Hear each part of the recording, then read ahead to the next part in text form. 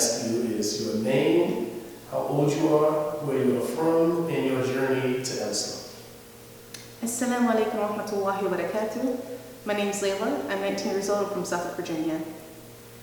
I learned about Islam mostly online and through my high school years. Luckily, I had an Arabic teacher and some Arabic-speaking Muslim friends that could help me learn the Quran. Most of the time, I was reading the Quran mostly just in English just to see what it was about. I finished the Quran twice already, but inshallah, I can finish it in Arabic this Ramadan. So your journey was, when you were born Muslim? No, I was born Christian. So from the ages of about, I guess, 0 to up to like 11, I was Christian, and then I ended up leaving the religion because I had questions that people really couldn't answer for me. From the ages of about 12 to 13, I was agnostic. I truly did believe there was a God. I'm like, hey, I mean, if God put me here, there's no reason I'm just here. I didn't just spawn here, you know? I didn't fall in the sky. So I believe there was a God, but I just didn't know which religion to follow. And from there, I think you said your high school years, you studied Arabic? Yes, I did. And was that something that was your choice? You chose Arabic to study, or do you think that was something that was guiding you in that direction?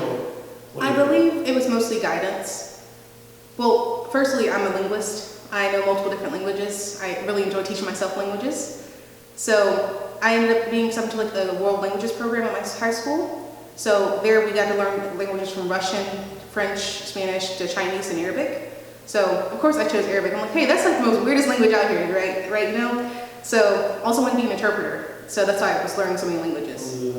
So your teacher was your teacher Muslim? Yes, my teacher was a Moroccan Muslim. And your the students there? Yeah, they were Palestinian. So I got to learn different, I guess, dialects of Arabic along with the modern standard Arabic that the school was teaching.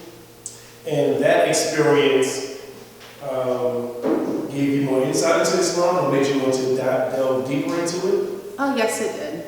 And you found that through online? Initially, I was question. So do you think that's the one of the best paths to take, or do you think, I mean, you made it here, so is that the path to take, or would you recommend a different method to get to Islam? Initially, online is the best way to go, but be careful because you can fall into, I guess, experience radicalism quite fast if you go down the wrong path. Mostly, I would just say learn it in like a mosque, or actually ask people that, in the community for help. For example, when I wanted to revert here, I called the masjid on Friday, and I'm like, hey, I want to revert, and he's like, yeah, you come on after Friday prayer, and I came in like directly after Friday prayer. I remember that, alhamdulillah. So what advice would you give someone that is younger, that is considering religion, considering God, having questions about agnosticism, any of those things? Mostly do some research first. Even though I chose Islam, there are many different religions, but I believe Islam is the most truest religion there is on this earth. So those people who have doubt, they should just study religion, should they talk to anyone, or? Try talking to different religious figures. For example, we have an imam here, which is a Islamic preacher. Try talking to one of them, or finding another Muslim member in the community. Last thing I wanted to ask you is just for any advice that you want to give anyone in finding what is true. Read the Quran in Arabic, in English if you can, or in any other languages that you speak. Follow your heart. If something feels like it's true to you, you should really take the initiative to go with it instead of just waiting. Because, for example, I waited from the ages of about 14 to 18 till I reverted. And I really wish I would have done it a little bit earlier, because I'm like, I had the feeling that this is true, this is what I really wanted, but I was unable to because of my parents.